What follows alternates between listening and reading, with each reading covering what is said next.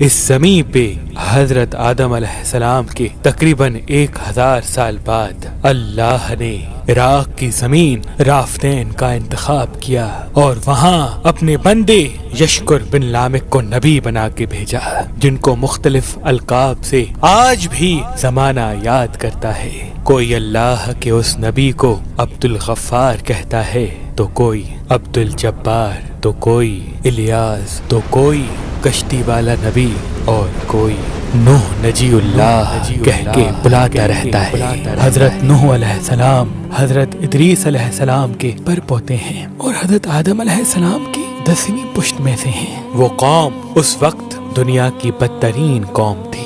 وہاں ظلم کرنا، نفسانی خواہشات پر فخر کرنا، بتوں اور شیطانوں کی پوجا کرنا عام تھا۔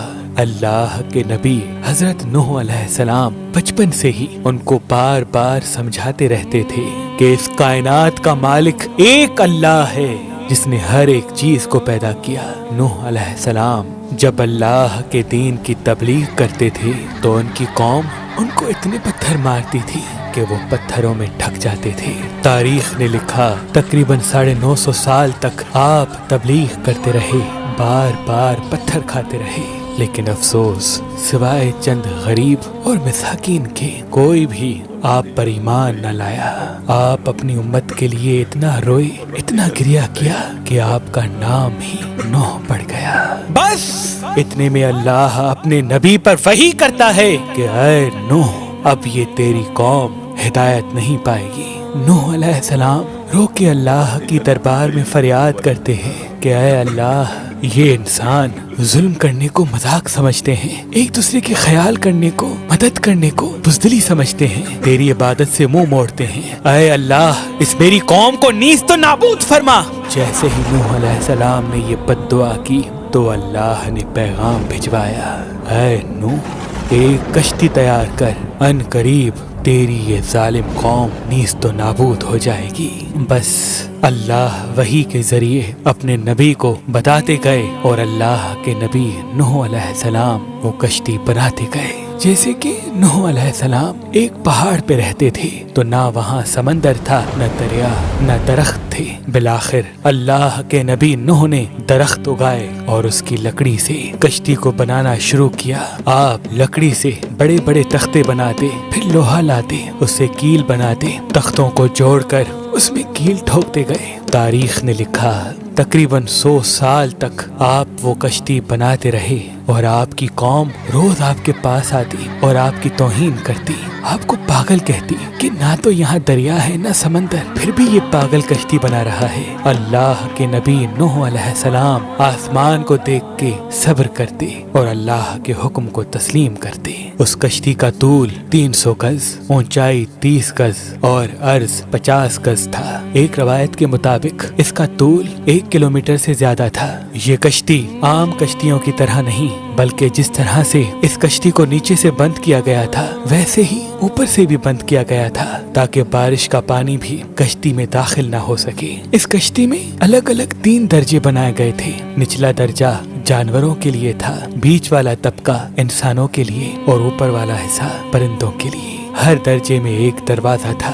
بس جب کشتی تیار ہو گئی تو اللہ نے فرمایا، اے نوح، اس زمین پہ مختلف جانوروں اور پرندوں کے جوڑوں کو اس کشتی میں سوار کرو تاکہ ان مخلوقات کی نسل باقی رہ سکے۔ حضرت نوح علیہ السلام نے مختلف پرندوں، جانوروں، خواہ ہر وہ چیز جس میں زندگی کے آثار ہیں، کشتی میں سوار کرنا شروع کر دیا۔ پھر آپ انسانوں کو حجت تمام کرنے کے لیے کہنے لگے، آؤ، یہ کشتی نجات کی کشتی ہے، جو بھی اس کشتی میں آئے گا وہ اللہ کی امان میں ہوگا۔ وہ پوری قوم ہنستی رہی۔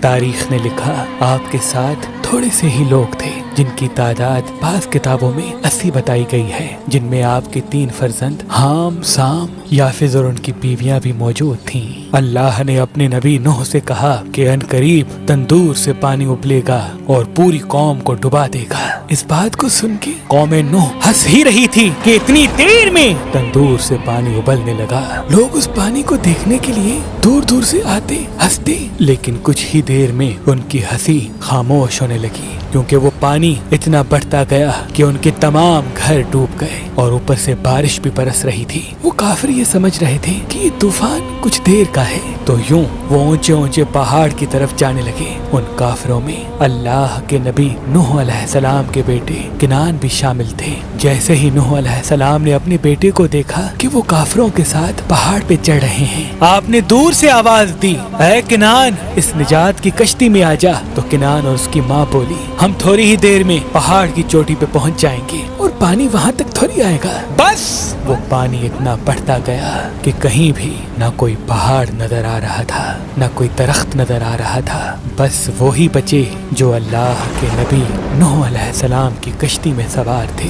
اس وقت پانی زمین سے 10,000 گز بلند تھا، مسلسل پانی بڑھتا رہا، چڑھتا رہا۔ 40 دن بعد پانی کا بڑھنا ختم ہو گیا، بارش بھی رک گئی، لیکن چاروں طرف صرف پانی ہی پانی تھا۔ تقریباً 5 ماہ تک کشتی پانی میں ہی طواف کرتی رہی، کسی جگہ پہ نہ ٹھہری۔ بالآخر دریائے دجلہ کی مشرقی سمت میں ایک پہاڑی جس کو کوہ ارارات کہتے ہیں، اس کی ایک چوٹی کا نام جودی ہے۔ اس چوٹی کی اونچائی تقریباً 13,000 فٹ ساحل سمندر ہے۔ کشتی نوح اس چوٹی کو لگ کے ٹھہر گئی۔ یہ تاریخ 10 محرم اور جمعے کا دن تھا۔ بس اللہ کے نبی نوح علیہ السلام نے کبوتر کو بھیجا کہ دیکھ زمین پر پانی خشک ہو رہا ہے یا نہیں۔ کبوتر گیا اور زیتون کی ٹہنی اٹھا لایا۔ اللہ کے نبی نوح علیہ السلام نے اللہ کا شکر کیا اور یوں رفتہ رفتہ پانی کم ہوتا گیا۔ آپ اور آپ کی جماعت تقریباً 5 ماہ تک جودی پہاڑ پر ٹھہرے۔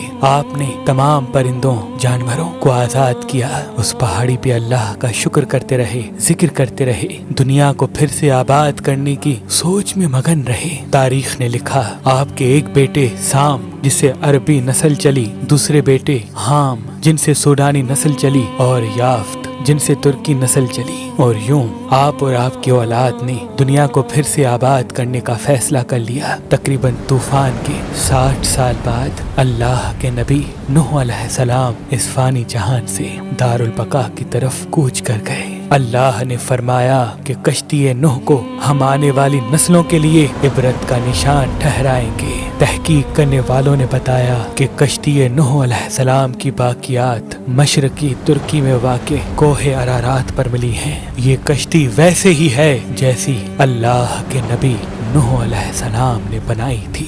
سلام ہو انسان کی نسل کو پھر سے زندگی دینے والے اللہ کے نبی نوح نجی اللہ علیہ السلام پر۔